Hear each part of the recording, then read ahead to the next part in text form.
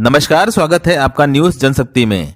आदिवासी एकता परिषद का 30वां आदिवासी सांस्कृतिक एकता महासम्मेलन 13 से 15 जनवरी 2023 तक गुजरात के छोटा उदेपुर जिले के क्वाड तालुका के हमीरपुरा में आयोजित किया गया।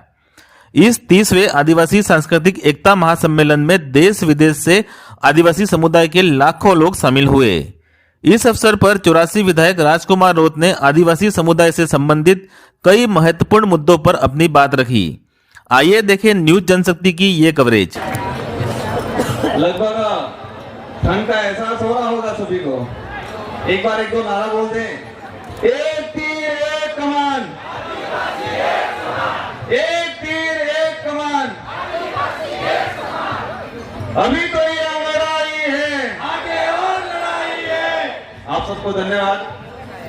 आज आदिवासी एकता परिषद के इस 30वां आदिवासी सांस्कृतिक एकता महासम्मेलन में पूरे देश से और साथ ही हमारे अन्य देशों से भी हमारे आदिवासी समुदाय के हित में काम करने वाले लोग यहाँ पहुंचे हैं। कई जनप्रतिनिधि भी आए हैं और इस कार्यक्रम को हम सबने मिलके सफल बनाया है। लगभग सफल होने की कगार पे जा रहा है और ये एक ऐतिहासिक कार्यक्रम है। आज लगभग मैं लंबे समय से इंतजार कर रहा था, क्या बोलना था वही भूल गया और हमारे संचालक महोदय जी बार बार कह रहे थे, वही याद रह गया मुझे। कह रहे थे कि राजनीतिक बातें नहीं होनी चाहिए। सही बात है, हमारे समाज में जब राजनीति घुसी और हमारा समाज बिखर गया, आजादी से पहले हमारे समाज के लोग सामाजिक मुद्दे को लेके एक हो जाते थे, लेकिन स्वतंत्र भारत के अंदर सामाजिक कोई मुद्दा आता है तो वहां राजनीतिक देखी जाती है और राजनीतिक इतनी खतरनाक घुस गई है जिसको हम छोड़ भी नहीं सकते। मैं इस कार्यक्रम में आया कल रात को लगभग 9 बजे के आसपास, तो वहां गेट के अंदर वहां आसपास साथी पूछ रहे थे, किसी ने कहा ये विधायक आए हैं, तो वो पूछ रहे थे कि कौन सी पार्टी से हो। उस भाई ने कहां से विधायक हो ये नहीं पूछा, क्या पूछा, कौन सी पार्टी से हो। मतलब गेट में घुसे तब से ही राजनीतिक शुरू हो गई। ये राजनीति कितनी खतरनाक है। जब मैं विधानसभा में विधायक के तौर पे मेरी 84 की जनता ने मुझे भेजा तो हम विधानसभा के अंदर गए। इससे पहले हमने पढ़ा था कि संसदीय जो व्यवस्था है उस व्यवस्था को कि हर विधायक को एक समय मिलता है निश्चित। हमारे प्रावधान होते हैं स्थगन के बिल पे, कटौती प्रस्ताव, हर चीज पे उस प्रावधान के अकॉर्डिंग नियम के अनुरूप उसको बोलने का अधिकार दिया जाता है, लेकिन वहां पर भी राजनीतिक हो जाती है।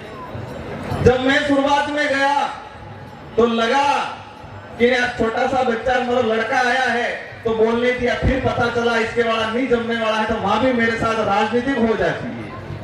जब बैठे रहते हैं हमारे बिल पे बहस की कोई बात होती है तो देखते हैं हमारे सभापति के यूथ के बाहर पेशाब करने कब जाएगा, तब मेरा जानबूझ के नाम ले लेते हैं और फिर कहते हैं कि यार आप कहां चले गए थे। तो वहां पर भी राजनीतिक हो जाती है।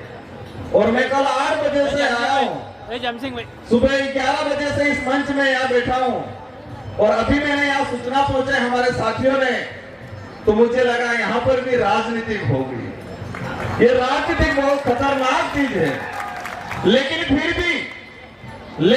भी हमें हमारे समाज को ध्यान में रखना है और हमारे समाज के लिए हमें जितना भी पेशेंस रखना पड़े वो पेशेंस हम रखने के लिए तैयार हैं। आज हमारा देश संविधान से चलता है और संविधान के तहत प्रत्येक व्यक्ति को मत का अधिकार दिया गया है। और हम शेड्यूल एरिया की बात करते हैं, ये शेड्यूल एरिया में आता है। मैं शेड्यूल एरिया से जीत के गया। हमारी जनता को ये समझाना पड़ेगा, हमारे जनप्रतिनिधि को ये समझाना पड़ेगा कि पार्टी की टिकट से विधायक नहीं बनते, आदिवासी समाज का सर्टिफिकेट लगाएंगे तो विधायक बनेंगे। अगर कोई भी जनप्रतिनिधि जो विशेषकर शेड्यूल एरिया में है, रिजर्व सीट से है, वो पार्टी की टिकट लगा दे और शेड्यूल एरिया का सर्टिफिकेट और आदिवासी होने का प्रमाण पत्र नहीं लगाता है, तो क्या वो चुनाव लड़ पाएगा? तो महत्व किसका है? किसका महत्व है? आदिवासी समाज के सर्टिफिकेट का महत्व है, शेड्यूल एरिया का महत्व है, न कि पार्टी और टिकट का महत्व है। और ये बात हमने दिमाग में डाल दी तो जितनी समस्याओं के लिए बात हो रही है वो सारी समस्याओं का समाधान हो सकता है। ये दिमाग में डालना पड़ेगा। हमारे पास ताकत क्या है, उस ताकत को भूल गया हमारा समाज। हमारे भाई गाड़ी खरीदने जाते हैं, पूछते हैं कितना हॉर्स पावर की है, शब्द क्या यूज करते हैं? Horse power. हॉर्स मतलब घोड़ा। घोड़ा इतना ताकतवर होता है, घोड़ा ताकतवर होता है, लेकिन उसको बचपन से जो इसको पालने वाला रहता है इसको ऐसा बना देता है कि वो सिर्फ शादी ब्याह में नाचने का ही काम करता है।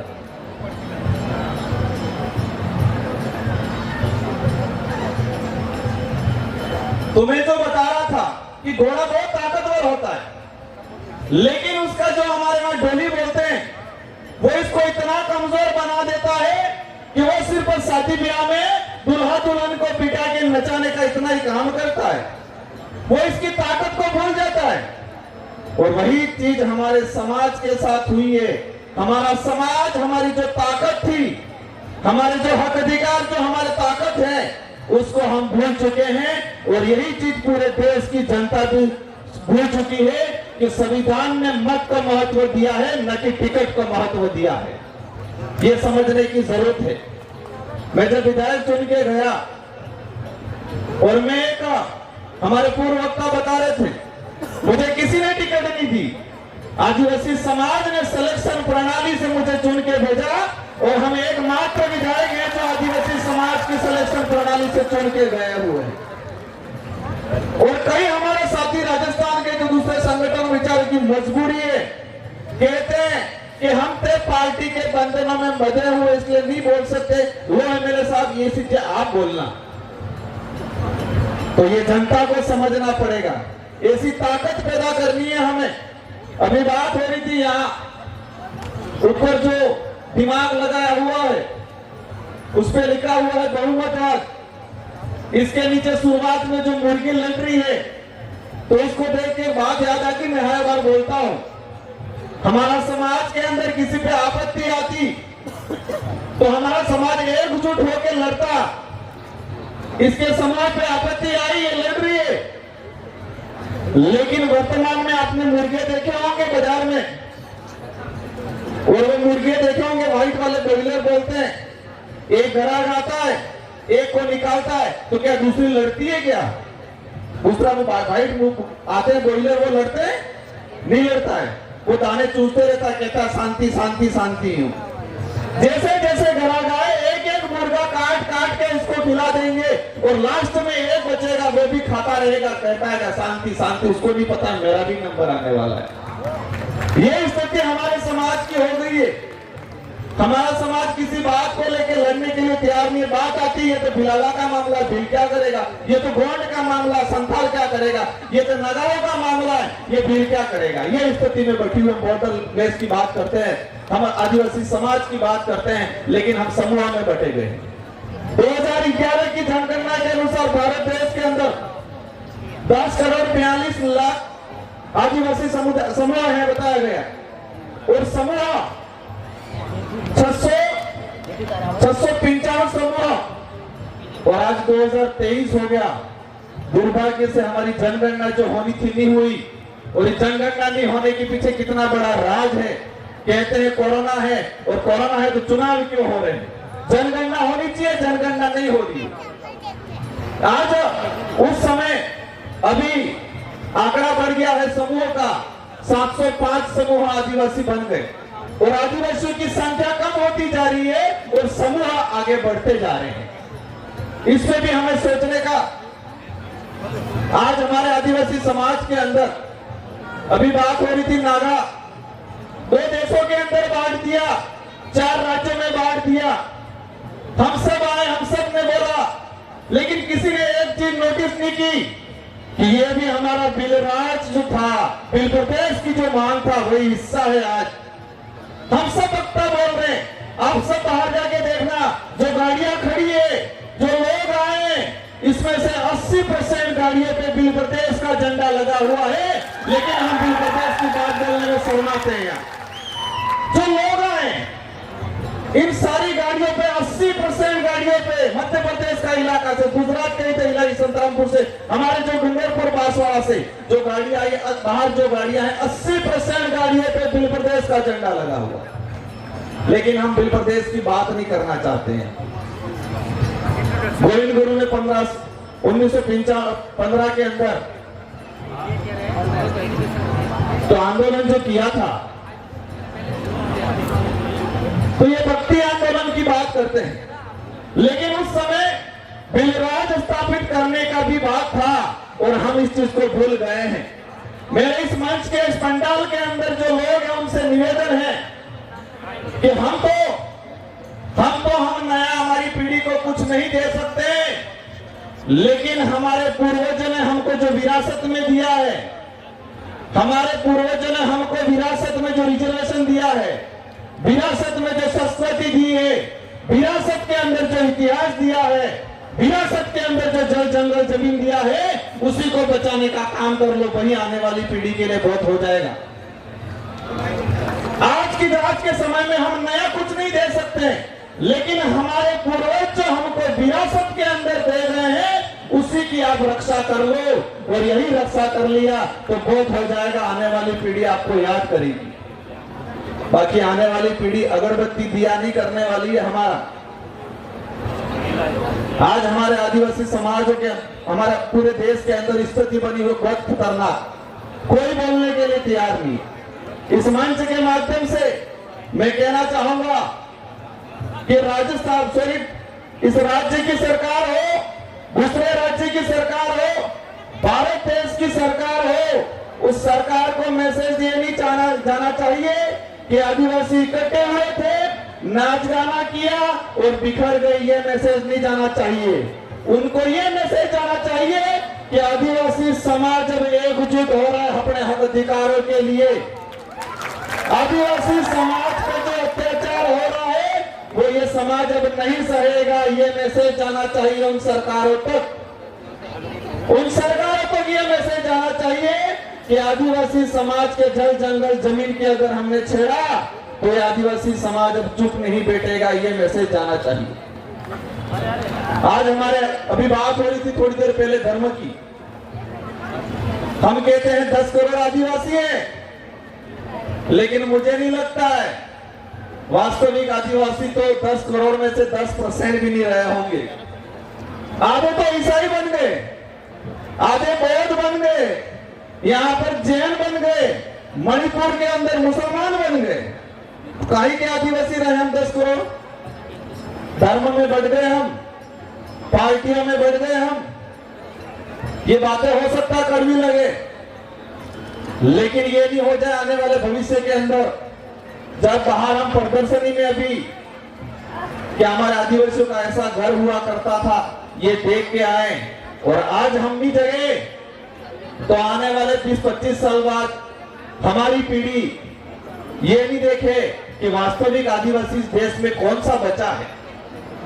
ये बुनियादी पड़ेगी, ये ध्यान रखना पड़ेगा। हम लोग कहते हैं हमारे साथ अन्याय होता है, हम मंदिरों में जाते हैं, मंदिरों में दर्शन नहीं करने दिया जाता है। अरे भाई, मंदिर तो अपने ही नहीं, अपन जा क्यों रहे? यहाँ पर भक्ति की बात हुई थी। आदिवासी समाज के अंदर भक्ति में मंदिर का महत्व नहीं है, धाम का महत्व है, धूड़ी का महत्व है। हमें धाम पे जाना है, धूड़ी पे जाना है, थानक पे जाना है, मंदिर पे नहीं जाना है। अब आपका ही नहीं, आप जबरदस्ती जा रहे हो, धक्का मार रहा है, फिर आप धक्का खा के आ रहे हो। आदिवासी समाज को धर्मों में बांट दिया, राजनीति में बांट दिया। बहुत सारी बातें हैं, हमारे कई वक्ता और भी बोलेंगे, लेकिन मैं इस मंच के माध्यम से कहना चाहूंगा कि हमें एक प्रण लेना पड़ेगा कि देश की सरकार को क्या मैसेज है, वो बात हो गई। लेकिन संविधान के अंदर जनजाति की जगह आदिवासी शब्द जोड़ा जाए, इस पे जोर देना पड़ेगा हमको। अभी जितने भी वक्ता है सब में हमने आदिवासी की बात की। मुश्किल से किसी एक ने, हमारी एक बहन आई थी, उसने बताया जनजाति की संवैधानिक शब्द है, तो संविधान में बहुत सारे अमेंडमेंट हो सकते हैं, तो जनजाति की जगह आदिवासी शब्द क्यों नहीं जोड़ सकता है, इस पे भी हमें मंथन करना पड़ेगा। जितने भी जनप्रतिनिधि आए, किसी भी पार्टी से आए, अगर पार्टी की नकेल में नहीं हो तो आह्वान करें पूरे देश के आदिवासी मिलके जंतर मंतर पे हम बात करें और हम ये माहौल बनाएं कि संविधान के अंदर जनजाति की जगह आदिवासी शब्द जोड़ा जाए। हमने राजस्थान में भी अभियान चलाया है। हम आपस में एक दूसरे को आरोप लगाते हैं। संचालक महोदय नजदीक आ गए, लेकिन मैं ज्यादा समय नहीं लूंगा, 2 मिनट ही लूंगा, क्योंकि मेरे साथ भी राजनीति हो गई। हमने राजस्थान में अभियान चलाया है, अगर कोई भी आदिवासी को नक्सली बोलेगा उस पर एट्रोसिटी मुकदमा दर्ज हो, ये अभियान चलाया है और ये पूरे देश में चलाना पड़ेगा। अगर कोई आदिवासी को नक्सली बोलता है, आज मैं विधायक हूं, 2018 से पहले हम चुनावी व्यवस्था में नहीं आने वाले थे, हम पे आरोप लगे कि ये नक्सलाइट लोग, पता ही नहीं नक्सलाइट क्या होता है, एबीसीडी भी नहीं पता।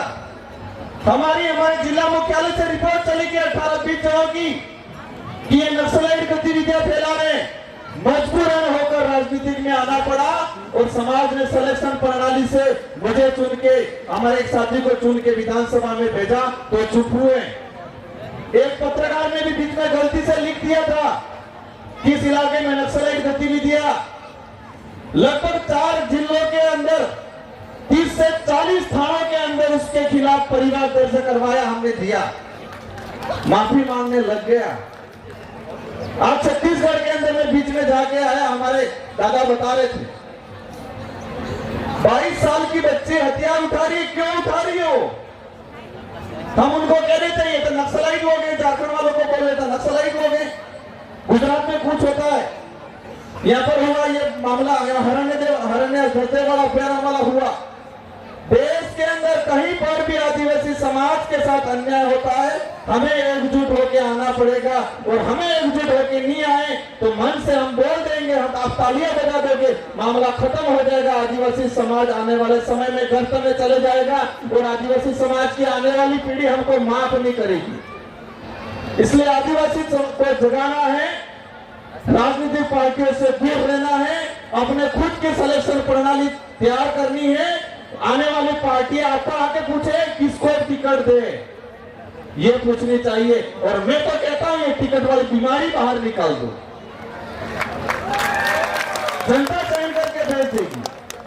धर्म व्यवस्था से बाहर निकलना है और धर्म व्यवस्था में बाहर नहीं निकले, हमें यहाँ से हमारे महाराज ने पूजा पाठ किया आदिवासी संस्कृति में और हम सब घर पे जाके ब्राह्मण से पूजा पाठ करा लेंगे तो क्या हो जाएगा? इससे कौन सी संस्कृति अशुद्ध कर दिया हमने? तो यहाँ पर खानपुर के अंदर आदिवासी समाज, हमारे आदिवासी भाई के ओबीसी में डाल दिया गया है। वो आज दर पर भटक रहा है कि हमें एसटी में शामिल किया जाए, लेकिन उस भाई के बाप दादा ने उसकी संस्कृति भुला दी, उसका कल्चर भुला दिया, उसकी बोली भुला दी और हमने कहने लग गए पता ही नहीं। और हमारा पढ़ा लिखा समाज, मैं लास्ट में बात कहते कि ये जो दिमाग बनाया हुआ है हमारे समाज के ऊपर, ऐसा दूसरे लोगों ने रिसर्च किया है और हमारा जो जूरी चील की तरह कि आदिवासी समाज के अंदर कौन सा अच्छा लीडर है, कौन सा अच्छा आदमी है, उसको पकड़ते हैं। पकड़ने के बाद उस व्यक्ति को सुबह शाम मानसिक गुलाम होने का डोज दिया जाता है। और वो डोज कैसे देते हैं आपको बता देता हूं। वो डोज होने के बाद हमारे जो पढ़े लिखे कर्मचारी कैसे बन जाते हैं वो बता देता हूं। मानसिक गुलामी का डोज दिया जाता है सुबह शाम और वो इतना हो जाता है कि हमारा पढ़ा लिखा कर्मचारी सुबह कपड़े पहन लिए और मैसेज आ गया कि आज तो मंगलवार है, हरा कलर ठीक नहीं है, पीला कलर ठीक रहेगा, तो कपड़े वापस निकाल लेता है। ऐसा मानसिक गुलाम बन गया है। हमारी मेरे में सुबह उठ के कपड़े पहन ली थी स्कूल जाने के लिए, लेकिन ग्रुप में मैसेज आ गया कि आज मंगलवार है या बुधवार है, ये कलर ठीक नहीं है, ये दाल ठीक नहीं है, तो दाल बनी हुई को छोड़ देते हैं। ऐसे मानसिक गुलाम बन गए हम लोग। तो मानसिक गुलाम बनाने वाले यंत्रों से सावधान रहना है, ऐसे संगठनों से सावधान रहना है और आदिवासी को बचाना है। आप सबको अंत में खूब खूब जोहार। जय आदिवासी, जय भारत, जय भील प्रदेश।